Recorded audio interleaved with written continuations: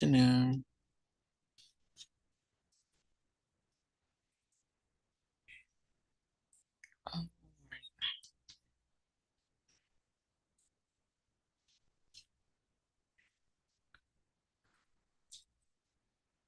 All right.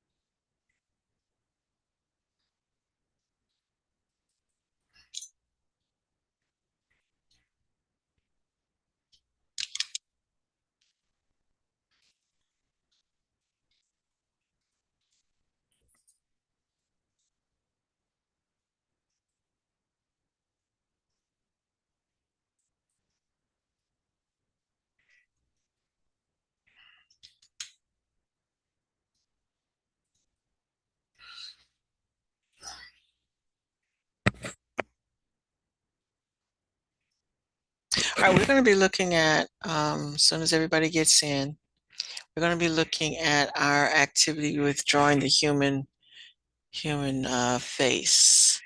So far, I see only one person has done it. Good job, Jacoby.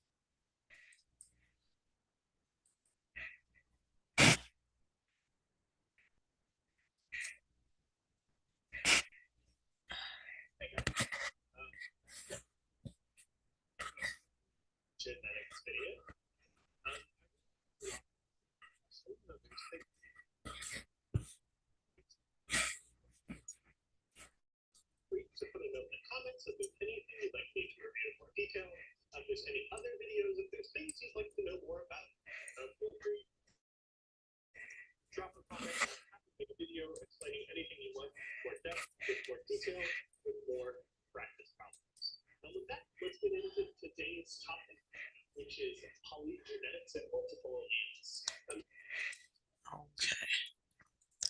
Let's see, still missing quite a few people. But while we're waiting on them, again, pull up your activity. I'm going to share for a few minutes.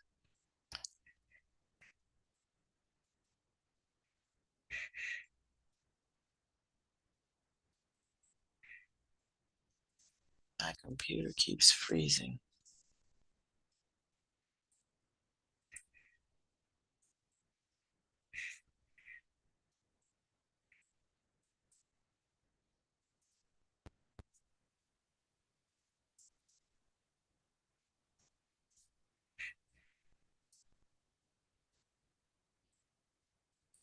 Okay, so this is the activity we're going to look at today. So if you would have that up and ready to work on it.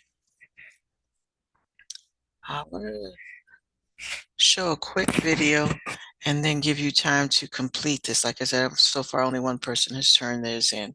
But we are looking at the fact that the human face is controlled by multiple alleles, multiple traits. And most of them work in pairs. They don't work with a single chromosome. So your objective today is to look at all of these traits and then figure out which ones are polygenic. One of the questions says which ones are polygenic and which ones are not.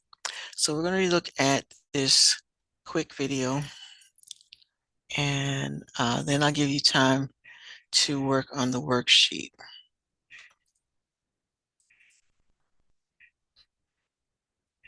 That'll give some folks time to come to class. And we're going to fade into the whiteboard here. So a lot of you might realize that a lot of the traits we've talked about so far have only had a few different options, right? We've talked about flowers that could be white, pink, or red. We've talked about cows that could be black or white with black spots. And we've talked about some Mendelian traits like Mendel's pea plants that could either be pink or white. But when we look at traits in the real world, they're a little bit more complicated than that. If you look at eye color, there might be a few main eye colors like brown, green, blue, hazel. But if you look at two people with brown eyes, well, there's not really two people who have the same eye color. And if you look at fingerprints, they're infinitely different. And if you look at blood types, there's at least 8 of them. And so when we look at this, we realize we need to go a little bit deeper to understand how things work in the real world. So just as kind of a quick review, we've talked about that when we study genetics, right, when you look at a pair of chromosomes, one of them comes from your mother, one of them comes from your father, and the genes that match up on these chromosomes are always going to be the same, right? They're always going to have the same genes here, and we just call this a gene, right? You might call this a color gene, it might be a size gene, it might be a whatever gene, but this is the same gene, right? Even though these are 2 separate chromosomes, you get one from your mom, one from your dad, the same spot on both of them is the same gene. And you can have different alleles, right? So last time we talked about, right, you might have a straight-haired allele on this side and a curly-haired allele on this side, and they would... Okay, I wanted to pause that there because what he's saying, I want you to be clear about what he's saying.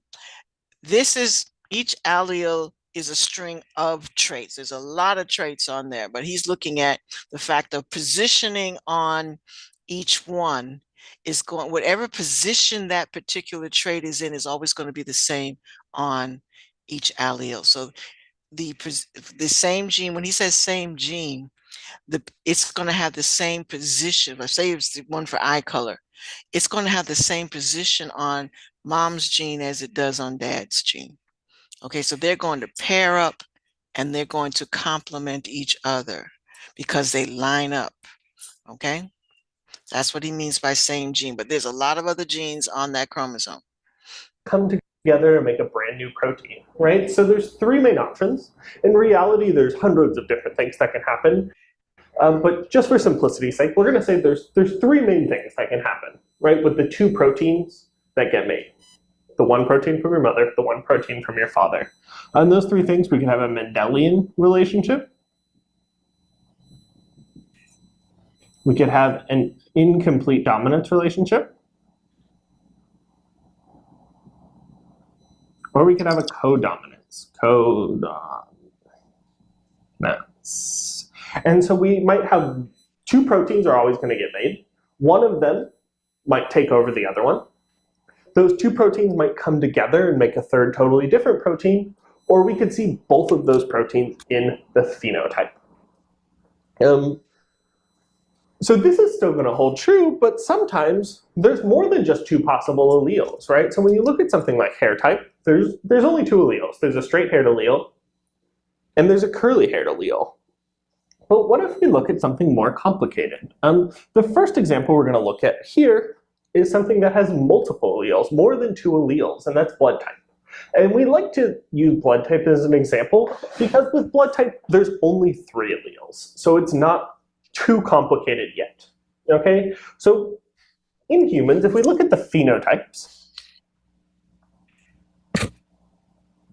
for blood, there's 4 phenotypes that exist in humans. There's AB, there's A, there's B, and there is O. And I made these lines way too long. Okay? So there are 4 different phenotypes we can see in humans. And that's because, and those come out as a result of 3 different alleles, okay? So we have to remember, alleles are used to make proteins. So if you have an A allele, your body makes blood cells that have little A proteins on the outside of them.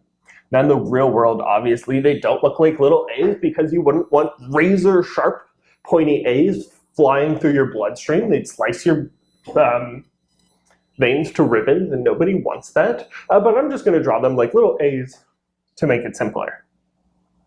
If you have a B protein, if you have a B allele, your body makes little B-shaped proteins. Once again, they're not actually shaped like B's. If your body has what we call an O allele, your body doesn't make any proteins at all. Okay? So if your body has two, let's start with the A's. Okay, well, we'll make another. We got genotypes.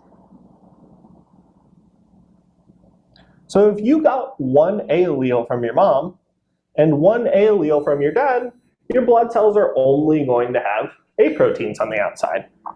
But if you get an A protein from your mom and an O protein from your dad, hey, the A is going to make proteins, but that O is going to do absolutely nothing at all, right? It's one of those broken genes we talked about earlier. So if you have AO, your blood type's actually only going to be A because this O doesn't do anything. And the same here goes for B, right? You could have two B proteins, you could have two B alleles, and they would each make B proteins. Or you could have a B allele, which makes B proteins, and an O allele, which does absolutely nothing. If you have two alleles, in order to have a cell with no proteins on the outside, which is what O means, you have to have two O alleles. Now the last combination, and this one's actually pretty rare in real life, is you could have an A allele and a B allele, in which case your body would make A proteins and B proteins. So you would need to have both an A allele and a B allele to have these last types, okay? And so what that means is that if you look at the relationship, A and B are both dominant to O, right? So that's a Mendelian relationship. But if you look at A and B together, A and B are co-dominant to each other, right? Because when we have A and B together, they make a third phenotype. Okay, so if we have A and O together, it's the same phenotype as AA, right? So we call that a Mendelian trait. And when A and B are together, we call them co-dominant because you see both of the proteins. Okay, and this is kind of important for people to know because, hey, if you have A blood, your body is only used to seeing A proteins floating around your body. So if you have A blood and you're like in a car accident, lose a lot of blood, and you go to the hospital and get a blood transfusion, and the doctor gives you B blood, your body does not like seeing those B proteins there. It thinks they're invaders, it thinks they're bad guys, and it's gonna send out white blood cells to take these B proteins and kill them and clump them all together. And these clumps of blood are gonna clog your arteries and get into your heart and cause heart attacks. And that almost always proves to be fatal. So if you have type AB blood, right, your body is used to seeing both A proteins and B proteins. So you can get blood from both A people or B people, and you can even get blood from O people because O people have no proteins whatsoever, right? So if I have A blood, I can take O blood because there's no proteins to set off any alarms. If I have B blood, I can also take in O blood because there's no proteins to set off any alarms. On the other hand, if I have O blood, which I do happen to have O blood, I can only take O blood from other people if I were ever in a car accident or something, because my body's not used to seeing any protein there. So if I see blood cells with any proteins at all, my body's gonna freak out. Okay, and so that's kind of the simple basics of blood type. Right, so these are the letters in blood type. But some of you might be saying, well, hold on a second, Mr. Bortz. Haven't we heard of something? Isn't there something else in blood types? There's like a plus-minus-y kind of thing? And I would say, yeah, there is. There's actually a whole nother gene on a whole different chromosome that's going to control a different aspect of your blood type, okay? And so we have this other thing, we call it an Rh factor.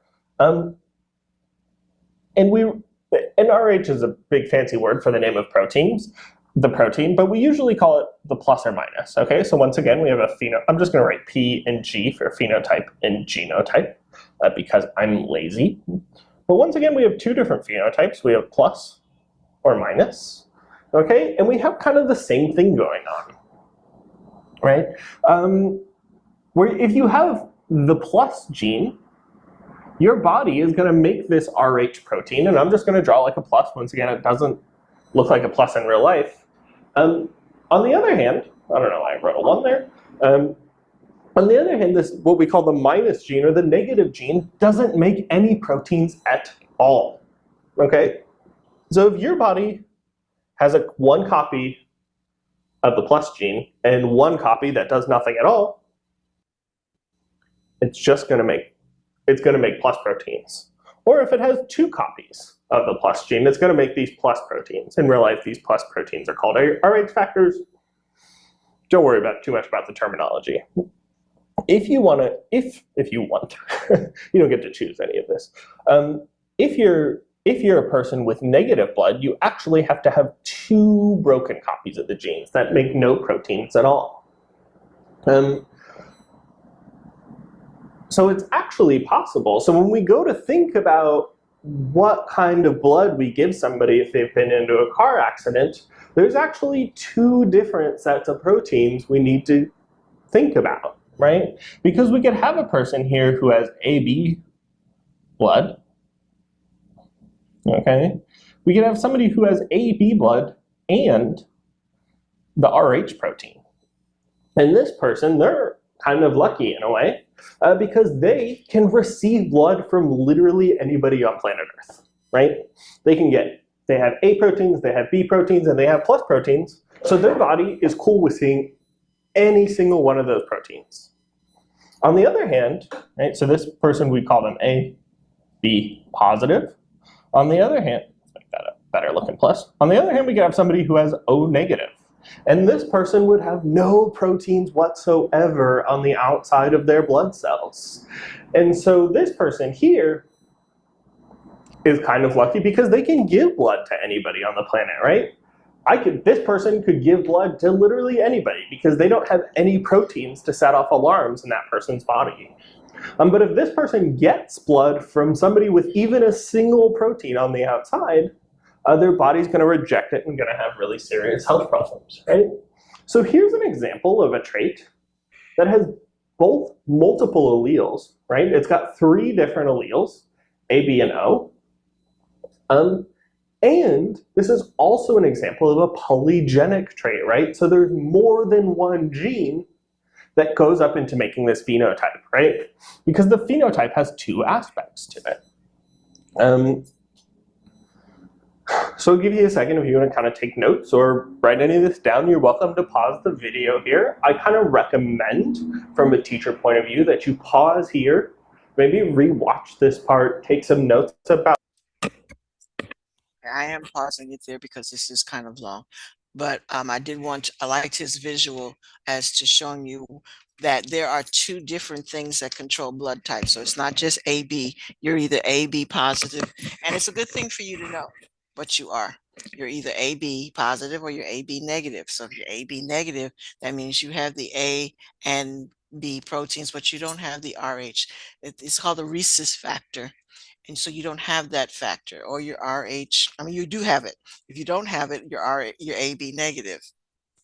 So all of these can be positive or negative. This is why he said earlier that there's might be 8 different types of blood, even though we're looking at 4 up here. Because when you start putting the positives and negatives with it, and blood type is a unit. It's not just A or AB or O.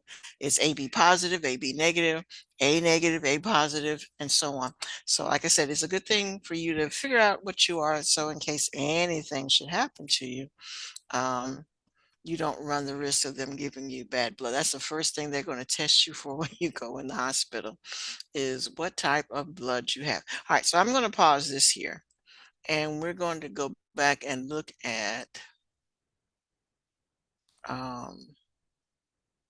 the worksheet that you need to be working on. And did I pull it up?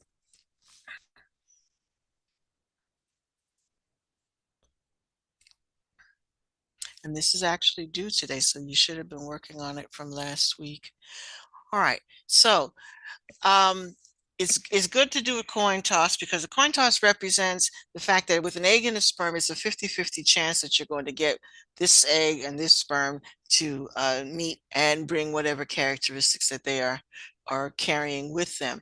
So that's the coin toss is representative. It's not just something we just making you do. It's supposed to represent something. It represents chance. Remember, this is all when we do the Punnett square, that's probabilities. This is probably what's going to happen. It could be that only one of those boxes happens all of the time. Or, you get, if you have multiple children, that you get a nice variety, but sometimes you're getting the same combination all of the time. All right. So when you do you decide which one is first. You heads or tails, and say that your heads is male, or if it's tails is female. And then first thing you have to do is decide the sex of your offspring. You're creating a human face, but it has to be male or female. So you need to do that first. Then we're looking at the polygenic traits. And again, notice that it's not just A or B, but it's AB. So you want to, again, throw up a coin. And this is important too, because in the question down here asks you, why did you do that? So I'm going to answer that for you. So um, you want to first decide whether you're going to, and then notice there's different ways to have A and there's different ways to have B. So the first time you throw up the coin, you want to throw up the coin for all of your A characteristics. Is the characteristic decide whether heads is capital, tails is recessive, and then that way you pick which of these A characteristics. But just write that down, because then you have to flip it again to get the B side of it. Is heads is capital, tails is lowercase, and then you're going to put your choices together. So then you have to decide, once you put them together, which ones do you have all capitals, do you have all lowercase, and so on. So do your flips, and you're going to do you have to do 2 flips each, because you're going to get one allele and then a second allele. So 2 for A, 2 for B. So are you getting 2 capitals? Are you going to get 2 lowercase, 1 capital, 1 lowercase, that sort of thing? So do that. So that, and don't just decide, I'm going to pick this one. This is what I want it to look like. There's no fun like that. Okay. Then the same thing for eye color. You're going to do it the same way. It also has 2 different alleles that control it. So you want to do your 2 coin toss for the A part, and then the 2 for the B part, and then write those down, and then decide which one it it matches. All right, skin color. They want you to do a coin toss 10 times, and you want to write down your results 10 times of each toss, and then look at how many times you get heads, how many times you get tail, and do a point system. And then of your scale for that is 1 to 10, and 10 points is a very dark skinned child, and the lower on the scale, 1 point would be a very pale child. So figure out the skin tone of your child by your numbers. Okay. So you're taking 1 coin, and each time it comes up heads, you're going to write it down. That's a point. And then however many points you get of how many times you get heads out of 10, that's a scale of light and dark. Okay? Everybody good on that? Okay. All right. So far you've got the polygenic traits down. You've got your hair, eye, and skin color. That kind of answers your question over there. Which one of these questions?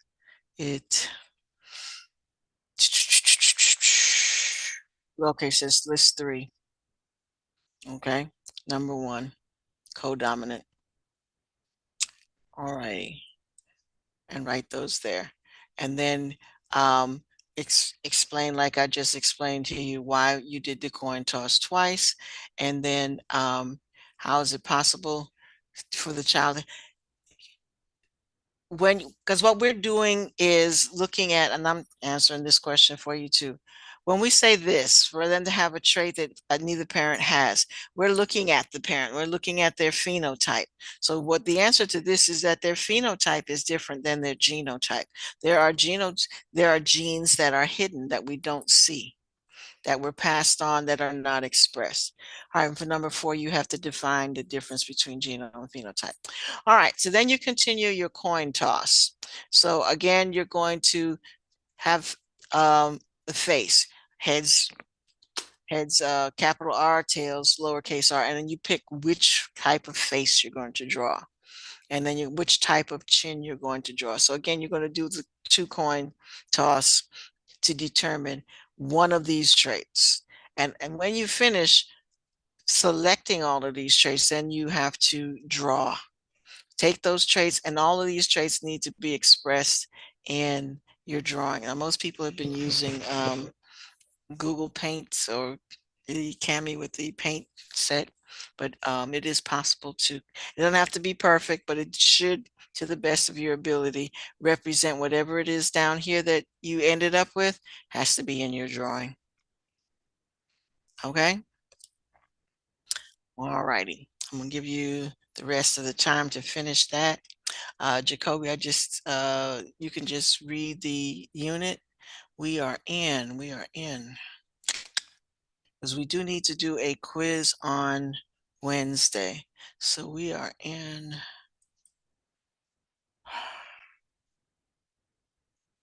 Okay, we're not doing pedigree. We haven't gone to that yet, so we need to go backwards.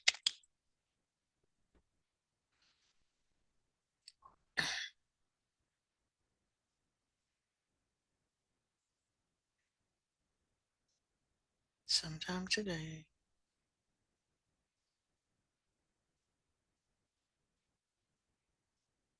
And for those of you who are looking for this, this is actually in the module. And it's in the module right after multiple alleles with polygenic traits. Is everybody okay? All your worksheets are in your module, which doesn't always happen. All right, so Jacoby, you can make sure that you're good with this page, because again, there's a lot on here. You do have to know what the 4 different traits are. So there'll be a matching quiz on examples of complete and incomplete codominance and sex-linked traits.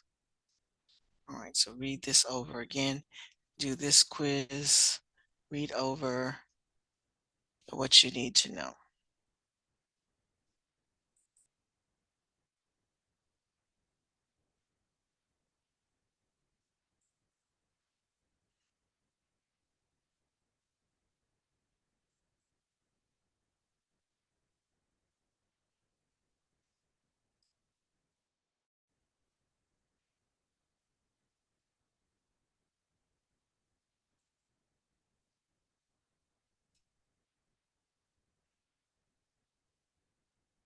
All right, so he mentioned Mendelian genetics. That's when you're only dealing with one trait, and it's either this is characteristic, either you have it, it's dominant, you don't have it, it's recessive.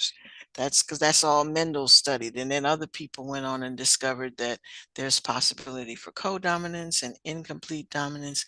Those were studied by other people.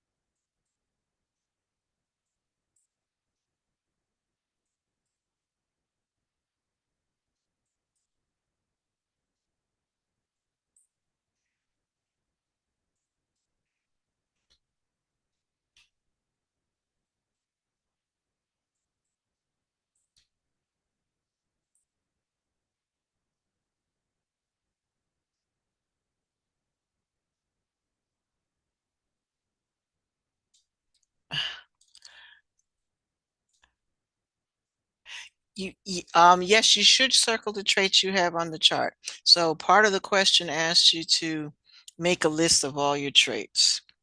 Okay, so you can circle it on the chart. Um, but as far as the drawing is concerned, just do your best. It should resemble the characteristics that you have. Some of them are hard to reproduce, but do the best you can as far as the drawing is concerned. Another option with the drawing is that you draw it on paper, do a screenshot of your picture and upload it. You can do that. That would be my preference anyway, because that would make a neater picture. I am not great with the pen um, on these paint uh, tools. So personally, I would draw it on paper, take a screenshot of it and upload your screenshot. That's just a suggestion. But you definitely do need to circle the characters because otherwise I won't know what your picture is supposed to be about.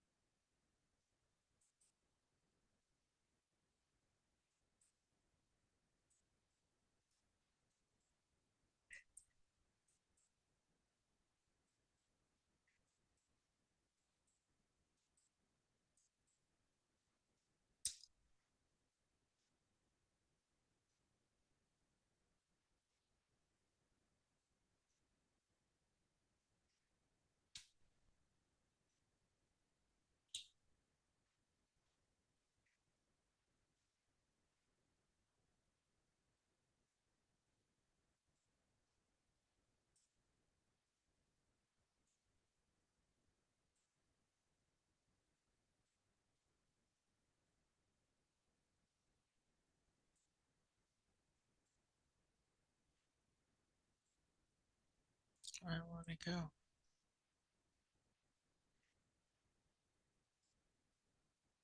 That's weird.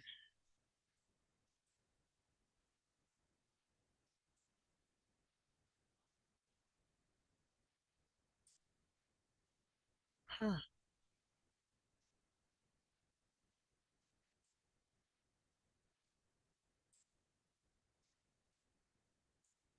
What this will say.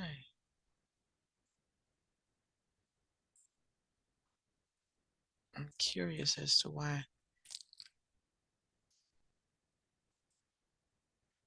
the things won't stay.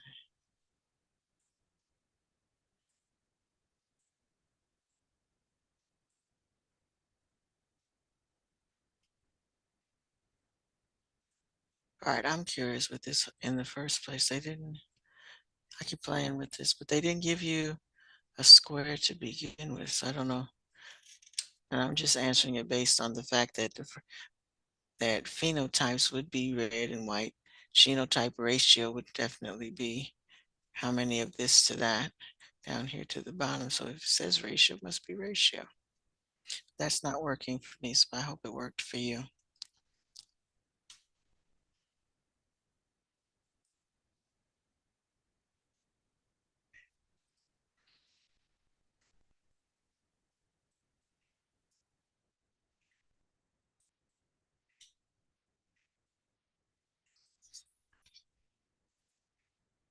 All right, Michaela, you okay?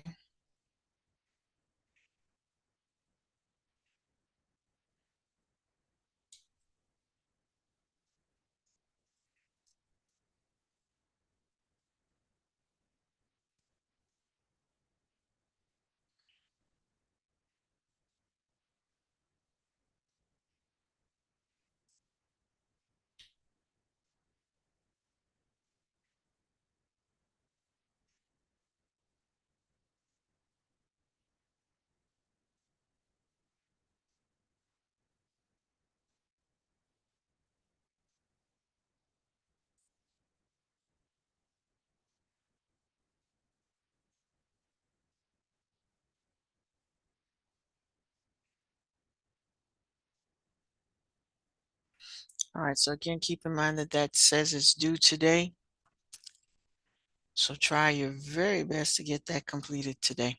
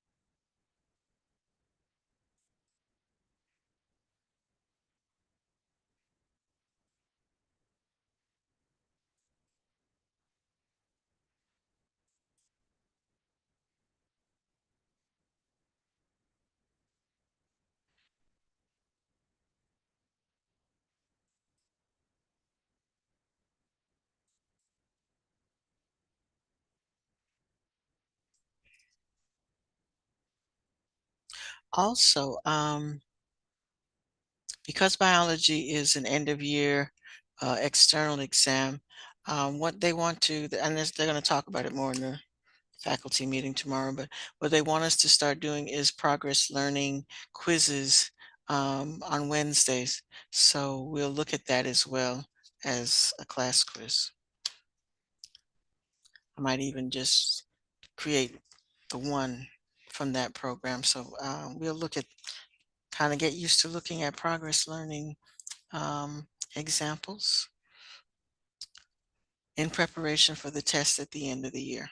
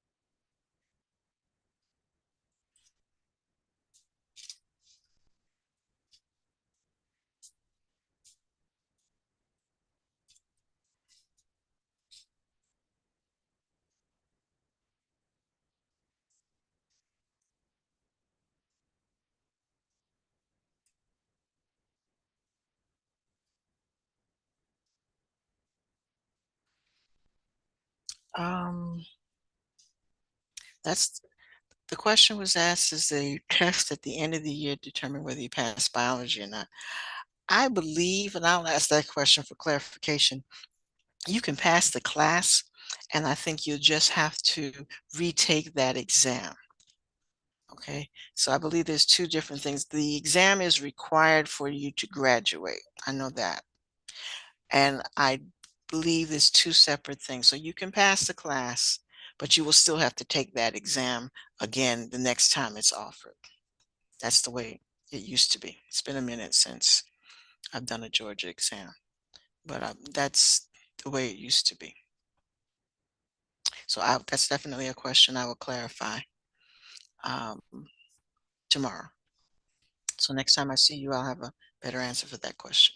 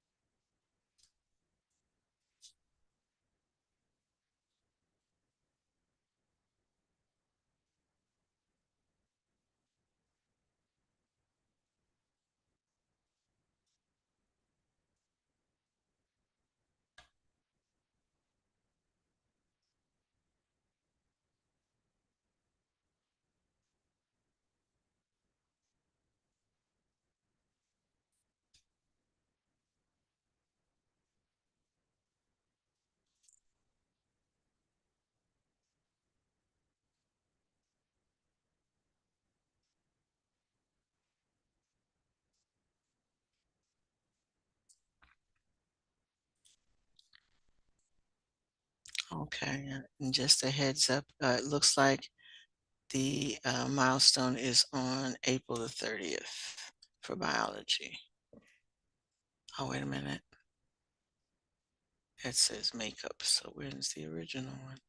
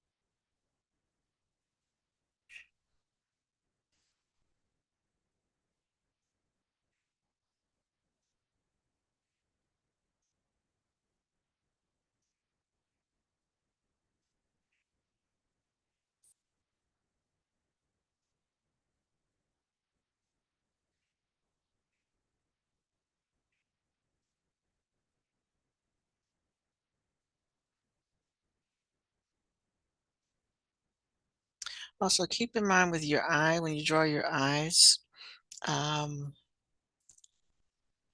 it is the pupil that gives the thing the dark space in the middle of your eye that has the color.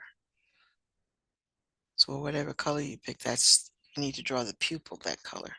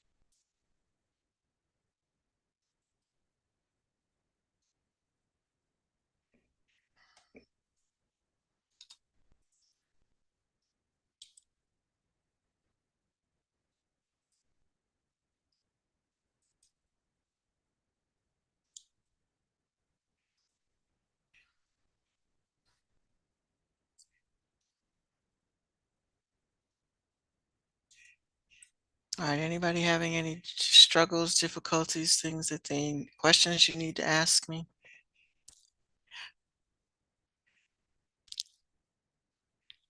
All right. Again, keep working on it. Try to get it finished and uploaded today, because today was the deadline for that. Uh, and again, if it might, for me, it would have been easier to just draw it on paper and screenshot it, but try to get that done today. That being said, uh, you are free to log out. You have a great afternoon.